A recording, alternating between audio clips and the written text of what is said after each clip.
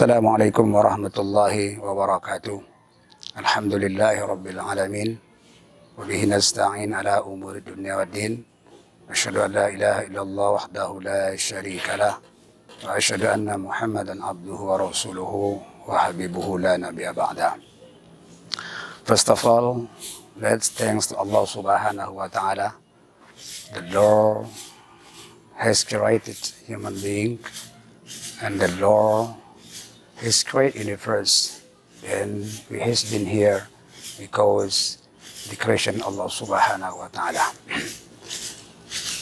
Para pemirsa kajian menjelang Ramadan, tentunya marilah sama-sama kita bersyukur kepada Allah Subhanahu wa Ta'ala atas segala limpahan rahmat dan karunia Allah Subhanahu wa Ta'ala yang telah diberikan kepada kita, sehingga dengan karunia dan nikmat Allah Subhanahu wa Ta'ala tersebut berupa kesehatan, berupa kesempatan, sehingga kita dapat melaksanakan aktivitas beribadah kepada Allah Subhanahu wa Ta'ala. Dan tak kalah penting adalah nikmat iman dan Islam yang masih terhujam di sanubari kita, sehingga dengan nikmat iman dan Islam tersebutlah kita mampu menjalankan ubudiyah kepada Allah Subhanahu wa Ta'ala. Para pemirsa kajian menjelang berbuka puasa, sebagaimana sekarang kita berada di bulan suci Ramadan, adalah bulan yang sangat mulia. Ya Allah Subhanahu wa Ta'ala perintahkan kepada kita melaksanakan ubudiyah, melaksanakan ibadah puasa.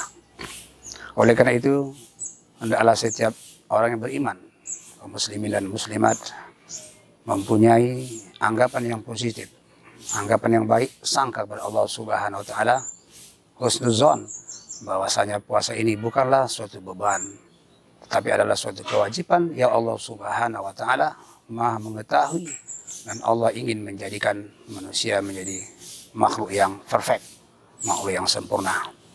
Oleh karena itu kita melihat hikmah puasa ini sangat besar manfaatnya bagi pembentukan kepribadian umat manusia, khususnya orang-orang beriman.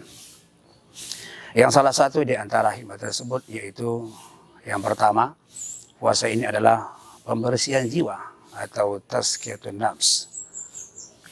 Kita sebagai manusia yang selalu mengkonsumsi atau makan, minum, dan berhubungan suami istri bagi yang telah berkeluarga, tentunya dengan berpuasa, maka diharamkan bagi kita makan, minum, dan berhubungan suami istri bagi orang-orang yang menjalankan ibadah puasa. Tentunya orang-orang yang tidak dalam perjalanan atau tidak sakit atau tidak ada rukhsah baginya. Oleh karena itu tujuan pertama Allah Subhanahu wa Ta'ala menjadikan puasa ini supaya jiwa kita menjadi jiwa yang bersih.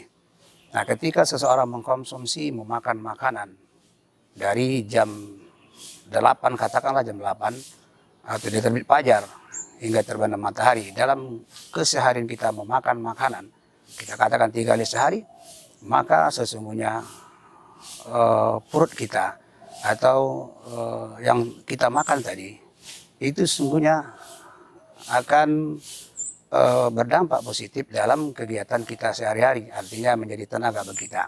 Tetapi manakala ketika kita menjalankan ibadah puasa, kita tidak makan, tidak minum, tidak melaksanakan hubungan suami istri, maka jiwa kita akan disucikan, akan menjadi suci jiwa kita. Karena apa? Karena ketika itu manusia yang beriman kepada Allah Subhanahu wa Ta'ala dapat berperan ganda. Yang pertama, dia sebagai makhluk Allah Subhanahu wa Ta'ala yang beribadah kepada Allah Subhanahu wa Ta'ala, yang makan, minum. Tetapi sisi lain, manusia yang melaksanakan ibadah puasa, khususnya orang beriman, dia bisa separuh malaikat. Artinya dari fajar sampai tenggelam matahari, setelah beduk berbunyi, dia menahan makan, menahan minum, menahan hubungan suami istri. Nah, perbuatan ini adalah perbuatan yang dilakukan oleh para malaikat. Malaikat sendiri tidak makan, tidak minum, kecuali beribadah kepada Allah Subhanahu wa Ta'ala. Oleh karena itu, orang-orang yang melaksanakan ibadah puasa akan memperoleh pembersihan jiwanya, sehingga batinnya menjadi suci untuk taqarrub kepada Allah Subhanahu wa Ta'ala. Di samping itu, puasa juga mengandung hikmah bahwasanya ketika kita melaksanakan ibadah puasa, kita merasakan kehadiran Allah Subhanahu wa Ta'ala dalam kehidupan kita. Maka dikatakan puasa itu adalah ibadah sirriyah, yaitu ibadah rahasia, rahasia antara makhluk, antara hamba yang melaksanakan ibadah puasa kepada Allah Subhanahu wa Ta'ala. Ketika seseorang melaksanakan ibadah puasa, tentunya ketika dia tidak melihat orang atau tidak ada satu orang pun di sisinya, dia bisa makan, bisa minum, bisa sepuasnya melaksanakan perbuatan-perbuatan yang dilarang oleh puasa. Tapi bagi orang yang beriman, dia tidak melaksanakan ini. Kenapa? Karena dia merasa kehadiran Allah Subhanahu wa Ta'ala. Jadi kalau orang melaksanakan puasa itu disebut dengan puasa siriyah, puasa rahasia, karena yang mengetahui nilai ibadah itu adalah Allah Subhanahu wa Ta'ala dan dirinya. Kita melihat orang-orang yang betul-betul melaksanakan ibadah puasa, maka timbul dalam dirinya yang pertama rasa takut kepada Allah Subhanahu wa Ta'ala. Takut untuk tidak berkata tidak jujur, artinya takut untuk berbuat curang. Karena setiap perkataan dan perbuatan tidak lepas dari pengamatan Allah Subhanahu wa Ta'ala yang dicatat oleh kedua malaikatnya, Raqib dan Atid. Itu mencatat kebaikan dan keburukan. Kiraman katibin ya'lamuna ma taf'alun, kedua malaikat itu mencatat yang dimana kita tidak mengetahuinya. Para pemirsa, menjelang berbuka yang kami muliakan, oleh karena itu ketika kita melaksanakan ibadah puasa muncul rasa takut kepada Allah Subhanahu wa Ta'ala, dan ini diharapkan tidak hanya selama bulan suci Ramadan ketika melaksanakan ibadah puasa, tetapi manakala ibadah telah over, ibadah telah selesai, maka rasa takut kepada Allah Subhanahu wa Ta'ala itu muncul, mengkristal dalam dirinya. Apalagi seorang santri, maka dia takut untuk tidak berpuasa. Jangankan untuk tidak berpuasa, melaksanakan hal yang lain pun dia takut kebohongan. Di samping itu, puasa yang kita lakukan ini juga dapat membentuk pribadi kita menjadi orang yang sabar.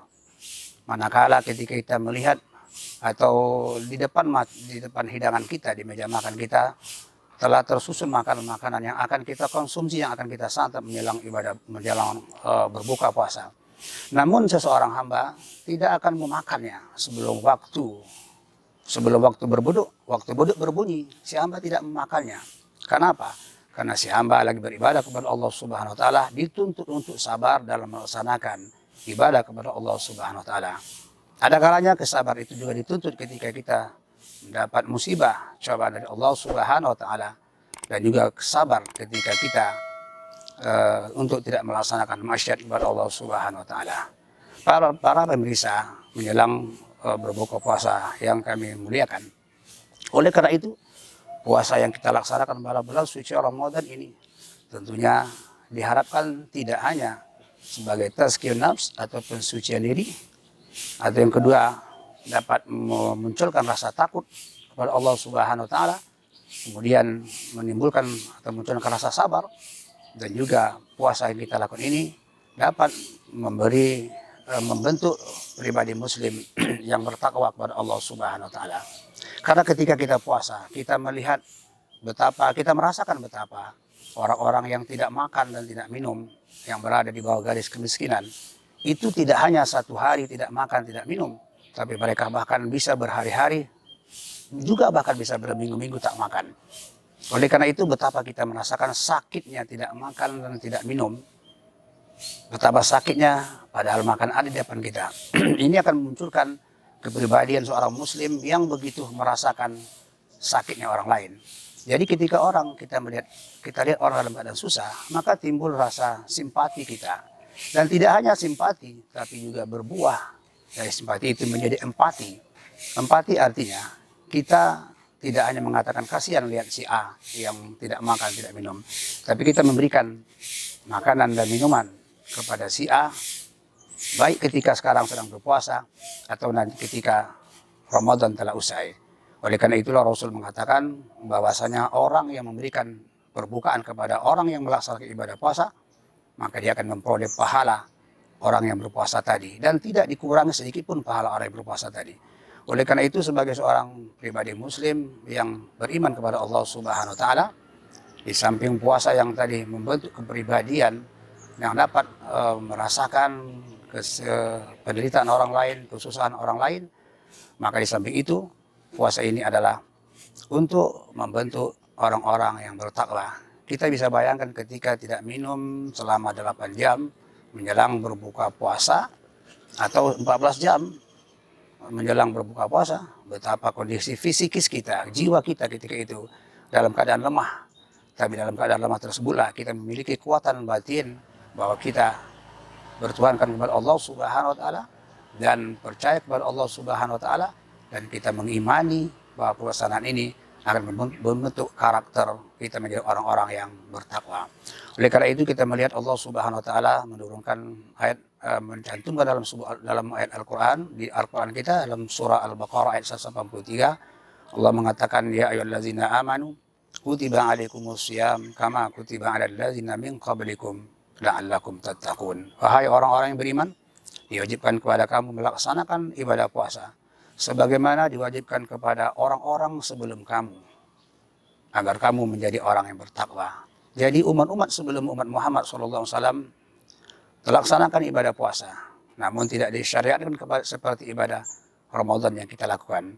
Tapi tujuannya, intinya adalah dengan puasa tersebut, maka seseorang hamba akan terbentuk kepribadian yang kuat, akan percaya kepada Allah Subhanahu wa taala.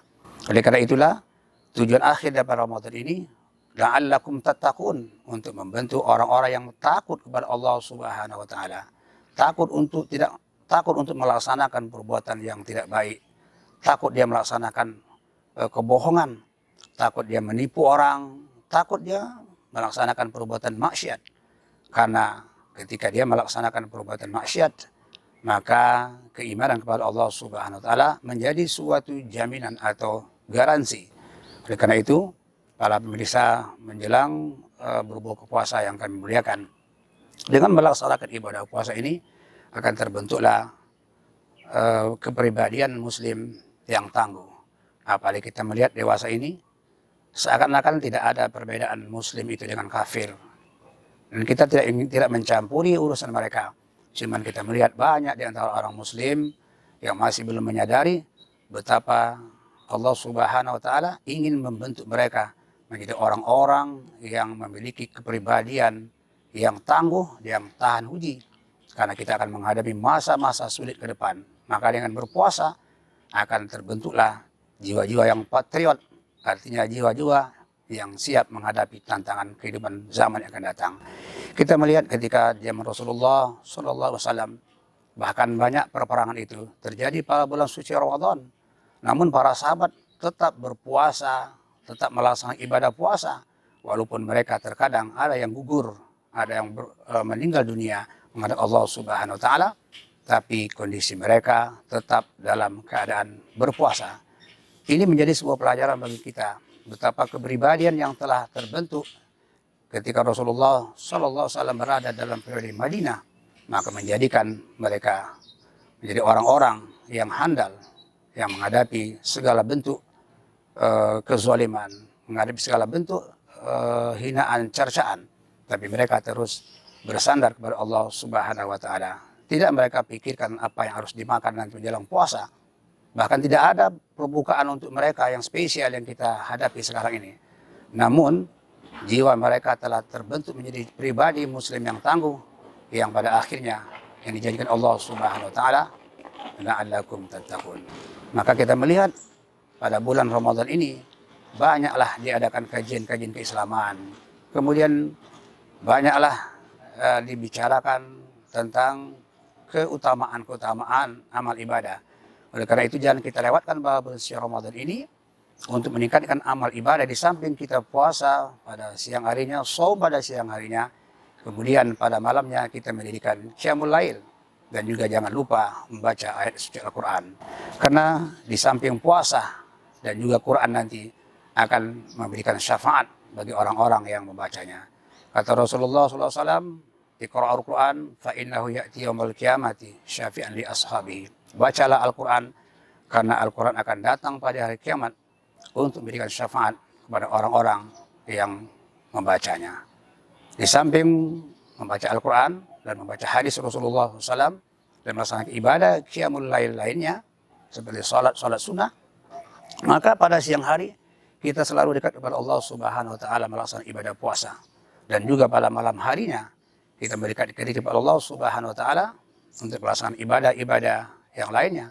Sehingga pribadi ini adalah diharapkan menjadi pribadi orang-orang yang dalam keadaan suci, ketika Ramadan usai, Ramadan berlalu, maka seseorang hamba yang melaksanakan ibadah pada malam siang harinya ibadah melaksanakan puasa dan malam harinya melaksanakan ibadah qiyamul lail yang lainnya dan ibadah-ibadah sunnah lainnya, maka diharapkan ketika puasa selesai dia akan menjadi insan-insan yang paripurna.